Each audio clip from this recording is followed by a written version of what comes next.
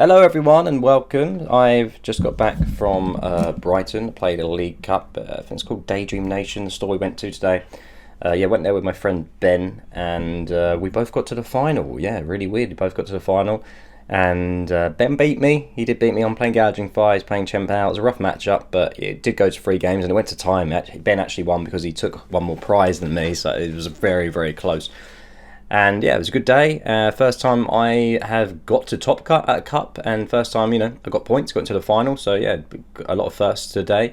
And yeah, I'm going to go through just like the deck profile, the list I played today, explain the reasons why I played certain cards, and then I will do a recap of the tournament itself, and the chapters are in the description, so if you want to skip to just the recap or whatever you can. I was going to do a prize pack opening, or rather, I did do one, but then the footage corrupted, unfortunately.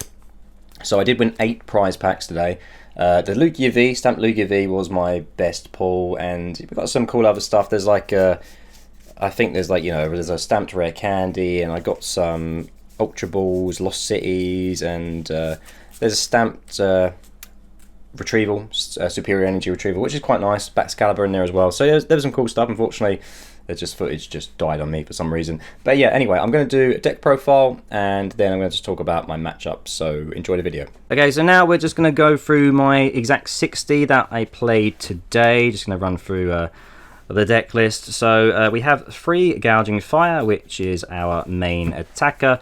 Has the first attack for 60 damage, which you don't really want to use, but it's there in case you need it. Blaze Blitz, which does 260, and you can't attack again until you leave the active spot, which isn't that bad because I run a lot of Switch Cart switching items, so it's not really an issue.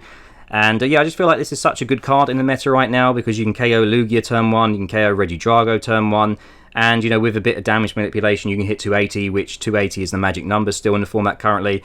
These things may change when the next set drops, but for the next month I'm just going to enjoy playing this deck as much as I can. So yeah, I run 3 copies. I think 3 is enough. I know some lists run 4, but 3 has worked out fine for me. Now this is where things get a bit strange. I run 1 copy of Iron Valiant, so I know that kind of the most popular way to play this deck currently online is playing Monkey Dory. And I've tried it. I've tried it on PTCGL. I tried test hands like the evening before this cup, and it felt horrible. It felt absolutely horrible. Like, I just found it really hard to set up the Monkey Dory with the Dark Energy and also get off the Blaze Blitz attack. I just feel like, when you're playing the Monkey Dory package, you're normally running 1 or 2 monkeys, you're running the Dark Energy, and it's a big commitment, whereas this is just 1 card. I already run a lot of switch items, switch cards and Jet Energy, and you can just ping the 20, and you don't need this for every matchup in the same way you don't need Monkey Dory for every matchup. So yeah, I tried the Monkey Dory version and it just felt very bricky, made the deck way less consistent, sorry.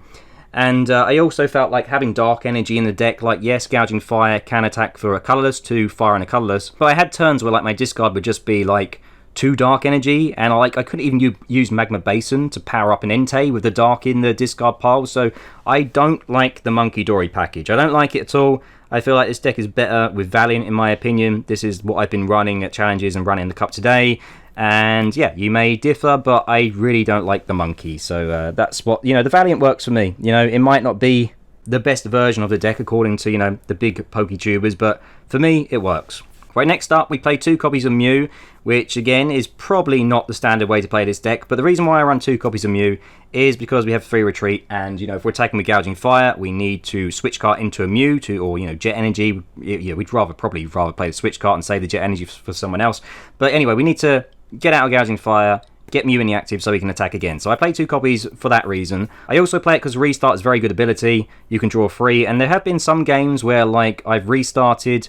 I've missed a Sada, but I have like Ultra Ball, and I just discard the other 2 cards, put down another Mew, and restart again, and I get the cards that I need. So you don't have to bench 2 every game, but there were some games where I did bench 2 Mews, and it actually helped and got me the cards that I wanted. Next up, Squawkabilly. Yeah, not much to say about this. Every turbo deck needs this. Get your fire energy into the discard pile. So yeah, you know what Squawk does. I only prized it once today, and I only run 1 copy. I only prized it once. Annoyingly, it was in game 1 of the final, which is really annoying. But, when you're playing 1 copy, you're bound to prize it at some point. This is the newest addition to the deck, the Fezandipiti. This card is so good. Like, just knowing that when you're KO'd, You can nest ball for it if you don't have it on the bench, or if you do have it on the bench, just drawing 3 cards, it just adds to the consistency. And there are a lot of decks playing Fezandipiti today, and I mean, I can see why. Its ability is just so good. I'm a big fan of this card. Next up, you've got Radiant Charizard, which again differs from, you know, how most people play Gouging Fire. Most people play Radiant Greninja to get energy in the discard pile, more drawing, more consistent. To be honest, I've found that you don't really need that, because I play a lot of Earthen Vessel, a lot of discard cards. Like, I don't really have any problem. You got Squawkabilly as well. I was going to say, sorry, I don't have any problem getting energy into the discard pile because of all the options that we have. So I don't really feel the Radiant Greninja is needed. I would rather have a late game attacker in Radiant Charizard. And in the final of the Cup, I was against my friend Ben, and he was playing Pal. The only reason the games were so close was because of Radiant Charizard, because he can just, you know, hit me for weakness, knock me out with anything, and I kept having to hide behind Radzard, take 2 with Radzard. I actually won game 2 thanks to finding the secret box and getting like the Radzard and boss play.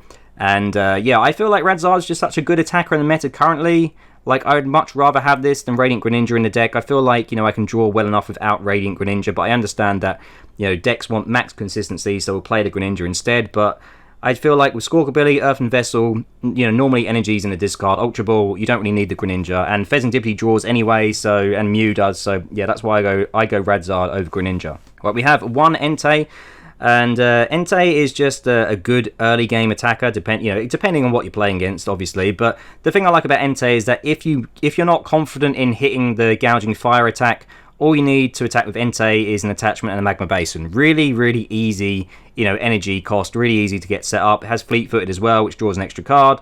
You can attach Forest Sealstone to it, which I don't run, which I am thinking of, just because it's hard to find. You know, we're not playing Arven. We do play Secret Box, but you probably, I don't know if you could find it from Secret Box, I suppose, but I don't know if you want to find something else instead.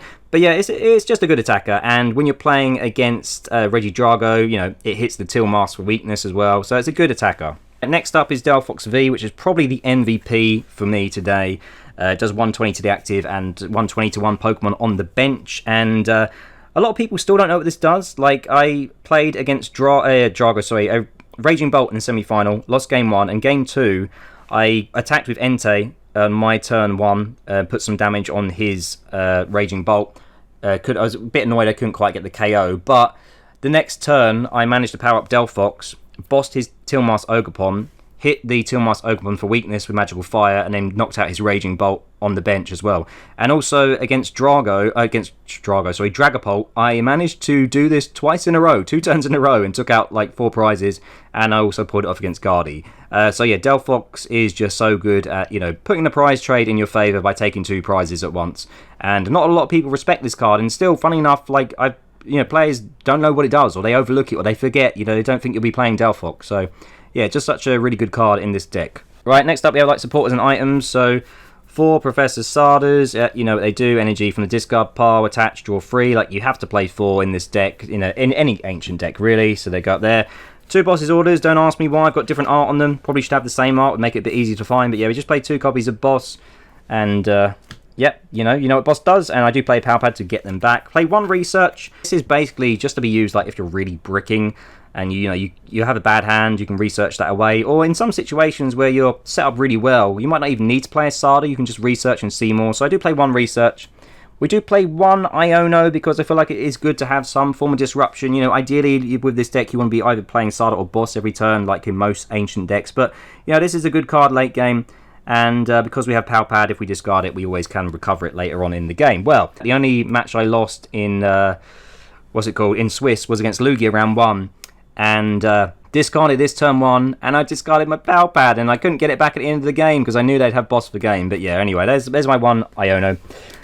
4 Nest Ball, yep, you know what that does, get your basic. So it's the ball count's pretty simple. 4 Nest Ball, 4 Ultra Ball. Now look, this is the best Ultra Ball art, alright? Don't argue with me. Don't argue. Everyone at my local says this art is horrible. This is the best Ultra Ball art. I'm telling you. It's the best one. Anyone who says otherwise is a liar. Right, 4 Magma Basin to accelerate 1 Fire Energy onto a benched Pokemon. Does 20 damage. This is just crucial to getting the deck to work and, you know, getting that 3rd energy on the Gouging Fire. So, yep, we need to play 4 Stadiums. We play 4 Switch Cart because we want to switch after Gouging Fire attacks. And, yeah, you want to switch out of the Iron Valiant as well. So that's why I run 4. I know some lists play 3, but if they're not playing Valiant, they might not need to switch as much as I potentially do. 3 Trekking Shoes. So I'd love to have 4 Trekking Shoes in the deck because, it just feels great having 4 Trekking Shoes in Turbo deck, but I can't quite find the room, but 3 has worked pretty well for me. So next up we have 2 E-Switch, which is really good at powering up Delphox because you can Magma Basin, and if you have an energy from the previous turn, you can switch an energy to Delphox or 2 even, and you attach from hand, and it's just really good at getting Delphox, getting that Delphox play turn 1, or perhaps later in the game. Yeah, the E-Switch is really good. I mean, you could make the argument for playing an extra one, but 2 is fine. Now, I do run a Super Odd. Now, not all Gouging Fire lists run some recovery, but I feel like this card is really good, especially if you're like trying to recycle Radiant Charizard for getting that back, or, if you have to, unfortunately, squawk away your Delphox or something that you need turn 1, it's always nice to have some kind of recovery. Like, I don't like playing decks without at least one Super Odd. Let me just move the camera a bit. Yeah, I don't like playing decks that don't play any Rod. I know some Turbo decks don't, but I feel like just having one Rod, I feel like it's worth making a space for a Rod, in my opinion. Like, yeah, of course, you might just squawk it away turn 1, but you could do that to many cards in the deck. So, I don't think that's a reason not to play a Rod, in my opinion. So, yeah, we play Super Rod. I do run 3 copies of Earthen Vessel to get our energy, get it in the discard pile. Yeah, which, helps our Sadas or get it into hand. 1 Pal Pad because, yeah, we might, squawk and seize away our Professor Sadas or our boss or only Iono. Yeah, very good in the late game as well to recover your supporters, especially now that we're running Fez, so we can draw into it. And I do run the Secret Box A-Spec, so you can always recover a supporter and then find it. Yeah, I really like the inclusion of Pal Pad in the deck. Now, I run 1 Pokégear. Now, this is a card I may cut. In previous versions of the deck, I was running like 3 or 4 of these, but the deck is very consistent now, so it's like I was able to cut the Pokégears because it kind of works without it, especially, like I said, with Fez being such an upgrade to the deck, in my opinion. So yeah, it's probably the most cuttable card, but I thought, just to have 1 there in case, we need a boss and we might be able to find it, or a Sada. We do play 1 Pokémon Catcher. So when I was first playing Gouging Fire a couple of months ago, I was more heavily into the catcher build. I was playing like 3 or 4 catchers and a boss. I've gone back to boss because, it's a coin flip. It's not reliable. But I've left 1 in the deck because, sometimes you might be able to set up a Gouging Fire, get 260 on, and let's say you're playing against Lugia, but they put Lugia V on the bench. You can't obviously boss that turn, but you might get lucky on the Pokemon Catcher. You might get lucky. I mean, I might cut this, but just for times like that, it has won me games where you get lucky, where you Sada and Catcher a turn 1. But, some people will say you shouldn't play 1 Catcher, so I don't know, maybe I'll get rid of it. And next up we have the Secret Box, which, yeah, discards cards and searches for items, stadium, and tool. Just so good in this deck. You can get Sada. If you need to switch out your fire, you can. If you need an E-Switch, you can grab that. You can get your supporter, be that boss, Sada, whatever. I just think that Secret Box is so good in these ancient decks, so that's why it is my A-Spec of choice. So for the tools, I have 2 Bravery Charms. I'd love to have more of these, but I just can't find the room. Gets Gouging Fire up to 280, potentially 260 if you Magma Basin into it, but that's still, pretty tanky, pretty beefy boy. And also the reason I run the Bravery Charm and not the Ancient Booster Capsule is because we can Bravery Charm the other guys. So, for example, if we're playing against Dragapult, we can put a charm on like a Mew or a Squawk, so they can't just 200 and KO it. And yeah, that's all the tools there are in the deck. Like I said, I probably might get rid of a Pokégear for a Steel Stone because I do have 2 V Pokemon, so maybe I should put that in the deck. So for the energy, we're just running 2 Jet Energies. I run 4 Switch Carts, so 2 Jet Energies, perfectly fine.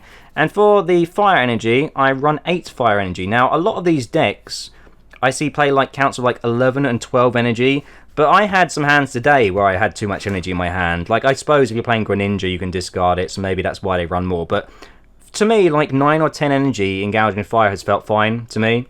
I don't think you need like 12 or 13 energy. I think this package, like 10, is enough. It's proven enough for me. Yeah, it's proven enough. Sorry, it's proven to be enough for me. Sorry. So yeah, that's the deck list, and yeah, this is the list that I came second with at Challenge today. And like I said, I've been playing Gouging Fire all season. I've had 1 second place, 2 third places at challenges. Unfortunately, one of them didn't have enough people, and I came second today at 16 at a cup. So I think I'm on like 60 2 points, I think I said earlier, and it's all been from Gouging Fire. Gouging Fire's got all my points, so yeah, deck's gone pretty well for me. Hello everyone, so just going to go over the matchups quickly and tell you how it went. So round 1 was against Lugia, and Lugia is like a good matchup for me. You go second, you KO Lugia V, and then you just, you know, 260 on the Lugia V star, ping the 20 if they attack with it. Well, they have to, yeah, if they might not attack with it, but anyway, you know, you can do things against Lugia. It's normally a good matchup. So I go second, Lugia wants to go first, I go second, get the KO on Lugia V with Gouging Fire, and then I just whiffed the second attack. I whiffed the second KO, so I had to attack with Entei for 200 on Lugia V star. Annoyingly, I had boss in hand, and he had Fezandipiti on the bench, which has 210, and I was like, I was just short because he had a bench space left open, so I couldn't KO with Entei. So missed that attack, missed that knockout. And from that point, it's very hard to come back. Like, I did take 2 prizes after that with Radiant Zard, but because I squawked away my Iono and my Pal Pad turn 1, I couldn't then disrupt him. And I knew he probably had boss in hand because he hadn't seen any disruption throughout the game, so he just bossed my 2 prizes and win. And at that point, you know, 0-1, not a good start. You know, 1 more loss, I'm out of the cup.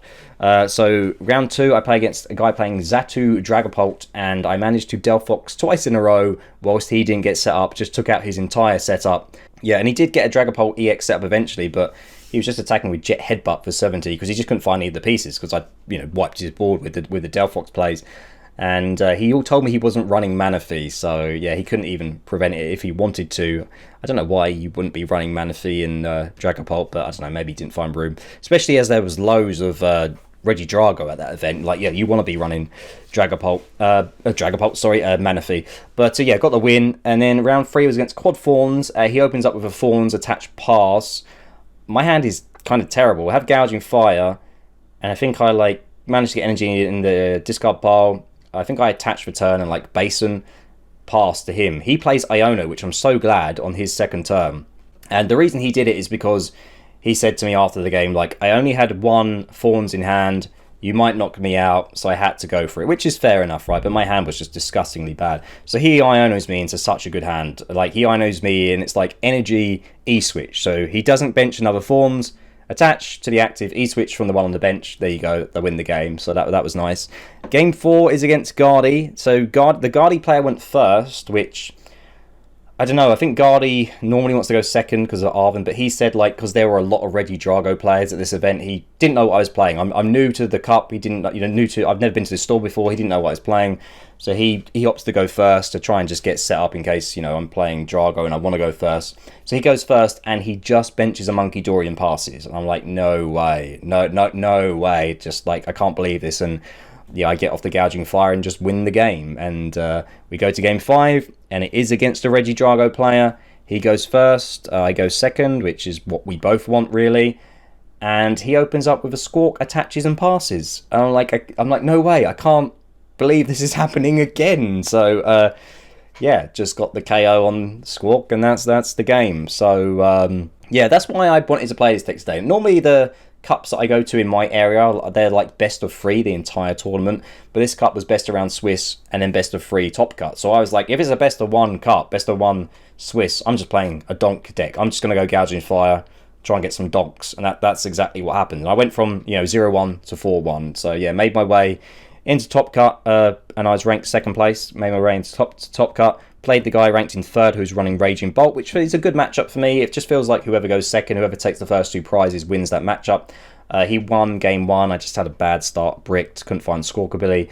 Game 2, I didn't get the KO with Gouging Fire straight away. I actually pinged his Raging Bolt with Entei for like 180 damage. He then gets the KO next turn, so he's up 2 prizes. I managed to power up Delphox the next turn, and also I managed to boss his Tilmask Ogerpon on the bench, hit the Tilmask Ogerpon for weakness, so it's 120, Delphox goes to 240, KO his Raging Bolt that I had damaged the previous turn, so I take 4 prizes, so now I just need 2 to win. And yeah, he takes 2 on his turn, he KOs Delphox, he finds a response, but on my turn I just managed to get Radzard 1 energy from Magma Basin, and I take the game. So we go into the final game, and we both open up with Fezandipiti. I think he went first the final game, because yeah, I think he might have gone first. I think he won the coin flip, so I think he went first, and I went second, and he went first. We both opened up with Fez, and I think we were both bricking for a while. I can't remember exactly what happened, but I remember, yeah, he just had I think he like Poke-stopped and he got both his Ogerpon in the discard pile and he just couldn't find a way of getting them back, and yeah, he just had a really kind of brick of a game, and I managed to win. And in the final, I am against Ben. I'm against Ben, who travelled up here with me and my mate, and I didn't want to play him. Like, we were both at one point on 2-1, and we were saying, like, if we play each other next round, should we ID so that one of us, you know, then we go into the last round and potentially we could still get through. But luckily, we realised that ties would probably not be enough, potentially. So, anyway, yeah, we meet in the final, and Chen Pao was a rough matchup because he hits me for weakness, and game one, he played it really well. You know, he did his best to create a one prize kind of board state and just hit me with Greninja and Baxcalibur and not play his Chen Pao unless it was necessary, which, you know, is a difference between offline and online. When you play Gouging Fire against Chen Pao online, they just play their Chen Paos or their 2 prizes. I'm like, you shouldn't be doing this. You should be just hitting me with Baxcalibur. You know, 130 double 260. If I don't have a Bravery Charm, I'm dead. And if I do have a Bravery Charm and a Magma Basin, I'm dead. So, you know, well, I have spoken to him about his deck before. I've been playing this at locals, you know, with him and in my area for the last couple of months, so he knows what my deck's about. So yeah, he kind of knew the matchup despite us actually not playing against each other with these decks before. Weirdly, we go to a lot of locals, but we've only matched with each other once before. And yeah, he got the first win. Game 2, it was very close, and it got down to a board state where we both had 2 prizes left each. He KO'd my Gouging Fire with a Baxcalibur, and he only had at this point in the game. He only had 1 Bax left, and he had Chen Pao on the bench. So he benches Chen Pao. This is his first Chen Pao of the match. He benches it and accelerates to the Bax and the Chen Pao. So I think he does this so that if I KO his Baxcalibur, Chen Pao just comes up and wins, because he had 2 on Chen Pao, so he just has a Shivery Chill once attach and KOs me and I lose. So I knew my only play was Radiant Zard Boss. Like, I had to KO, or not Radiant Zard, I could Gouging Fire, but I didn't have the cards to set up a Gouging Fire. So I was like, I have to get Radiant Greninja and boss his Chen Pao. So I have Rod in hand. I Rod back the Radiant Greninja into the deck. I Fezandipiti and I draw into Secret Box and Nest Ball. So Nest Ball for Radiant Charizard. And then I Secret Box, grab my boss's orders, and I had Mew in the active, which I promoted after he KO'd me, retreat into Charizard, boss the Chen Pao, and that's game 3. So game 3 went to time, and like annoyingly, just before I declared my attack, the judge calls time, so I've only got 1 turn left, and basically it got to the point where, you know, I had to attack with Radzard on my 2nd turn, which I did. I got the Radzard 2 prize KO, so we're level on prizes, I think with 2 each.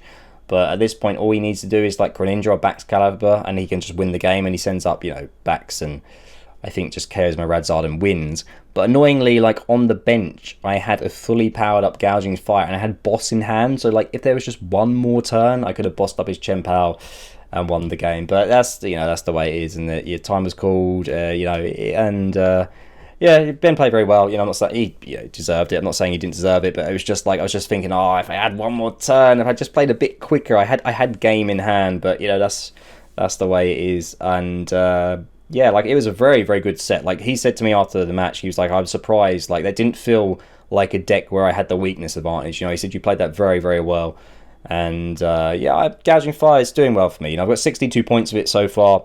It's worth noting that my deck just doesn't tech for control or Snorlax, because I was thinking that no one's playing this at best of 1. You have to be crazy to play control at best of 1. So I just didn't bother playing. Like normally you play like the baby Moltres to hit through Mimikyu and sometimes some other techs for control, but I was like, I don't care. If anyone's crazy enough to play control at best of 1, good luck to them. So I didn't tech for it today. But yeah, got 2nd place. Had a really good day, really nice place, really, you know, nice store. Bit of a weird location. It was in like the back of a tattoo shop, so I don't know, maybe they're doing that to save rent, but it was a nice place once we got in there. Really nice people, and yeah, this is my first time getting points at a cup. I played 3 cups last season, and to be fair, one of them I went home ill like after 1 game, so that doesn't really count, but the other 2 I just, yeah, they didn't do very well. But to get to, you know, 2nd place in my first cup of the season, and you know, for my friend to win as well, it was a good result for us, really good day for us. And I'm going to another cup in a couple of weeks time in Bexhill, And I'm going to try and vlog it that time. This would have been a really good cup to vlog. I tried to like order, I did order a microphone, like a wireless one, because the mic on my camera is terrible. So I was like, I can film it, but the audio is going to be terrible. So I'll try and order a microphone. Didn't arrive in time, and annoyingly, this would have been like the perfect, cup to vlog, because we've gone to a store we've never been to, and we both come in the same car. We both gone in the same, but come up together, and we both get in the final. It was like it was like scripted. It felt like it. It was just like, I can't believe we both come here and we're both playing against each other in the final. This is mad. But fortunately, the microphone hasn't arrived yet. But yeah, I think in the future I will vlog these cups and challenges, because I feel like I like watching that content myself. I like watching people who do that kind of stuff, and I feel like it'd be cool to see you watch me how I improve as a player, and see what kind of results I get. So yeah, we're going to try and vlog the one in a couple of weeks. We've got a tournament in 2 weeks time, and hopefully I don't do terrible then. I'll get the camera and I'll just lose straight away. I'll get the microphone and we'll go out. But yeah, I'm very happy. I'm on 62 points this season.